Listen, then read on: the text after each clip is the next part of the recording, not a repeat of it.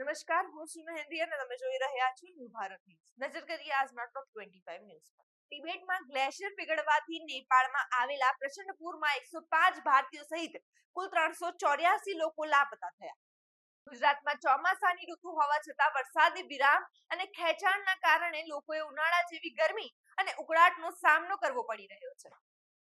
રાજકોટથી નેપાળ પ્રવાસે ગયેલા આશરે 15 વાહનો અને તેમાં સવાર મુસાફરો સાથેનો સંપર્ક તૂટ્યો, જ્યારે અન્ય 120 પ્રવાસીઓની ટૂર છેલ્લી ઘડીએ રદ થતા તેમનો આબાદ બચાવ થયો.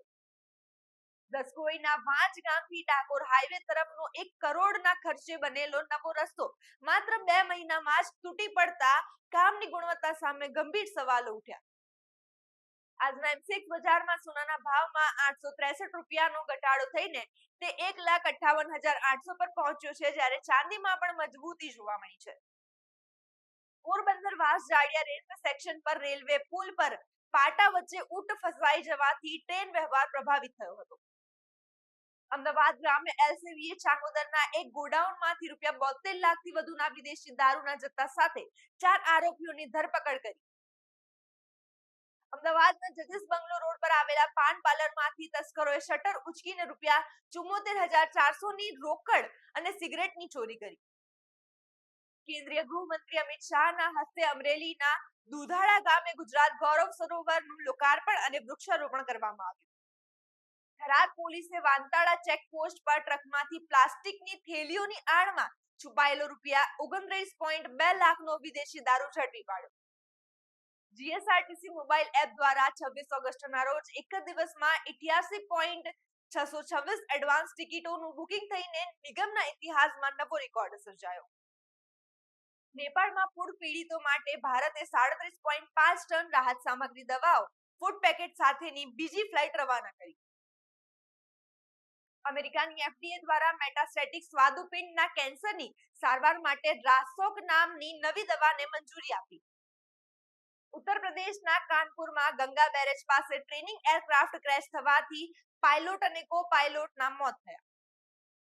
પેટ્રોલિયમ બજારમાં ભારતે નિકાસ વધારીને કેન્યાનું સૌથી મોટું પેટ્રોલિયમ સપ્લાયર બનવાની મોટી ઉપલબ્ધિ હાંસલ કરી.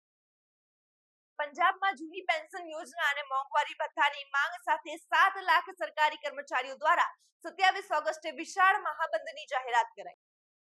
મધ્યપ્રદેશના મંત્રી કૈલાશ વિજયવર્ગીયએ ખાંડના વધતા ભાવને સમર્થન કરતા નિવેદન આપ્યું છે કે 40 વર્ષથી વધુ ઉંમરના લોકો માટે ખાંડ વધુ મોંઘી થવી જોઈએ અને તેમને ગળ્યું ખાવાનું છોડી દેવું જોઈએ.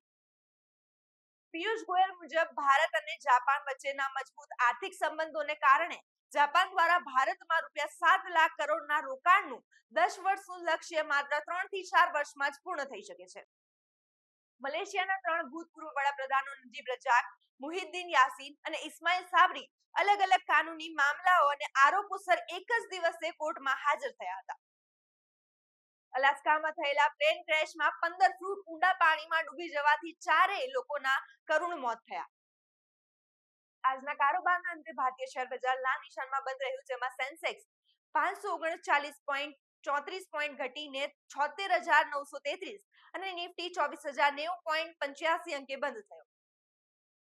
શ્રીલંકા સામેની ટેસ્ટના અંતિમ દિવસે પ્રથમ સેશનમાં વિકેટ ન મળતા રિષભ પંતે ખેલાડીઓમાં ઉર્જા જગાડવાનો પ્રયાસ કર્યો હતો. ઓસ્ટ્રેલિયા સામેની અંડર-19 શ્રેણી માટે ભારતીય ટીમની જાહેરાત કરવામાં આવી છે, જેમાં વિરેન્દ્ર સહેવાગ અને રાહુલ દ્રવિડના પુત્રને પણ વન-ડે ટીમમાં સ્થાન મળ્યું.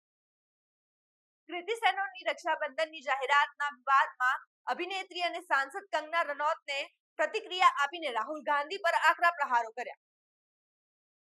આંતરરાષ્ટ્રીય ડોગ ડે નિમિત્તે અમદાવાદના ગોટીલા ગાર્ડન ખાતે અસંભવ ફિલ્મની ટીમ દ્વારા પેટ પેરેન્ટ્સ અને તેમના શ્વાન મિત્રો સાથે વિશેષ ઉજવણી કરવામાં આવી હતી. આજના ટોપ 25 ન્યૂઝમાં બસ આટલું જ. આવા જ વધુ અપડેટ્સ માટે જોતા રહો ન્યૂ ભારત ન્યૂઝ. નમસ્કાર.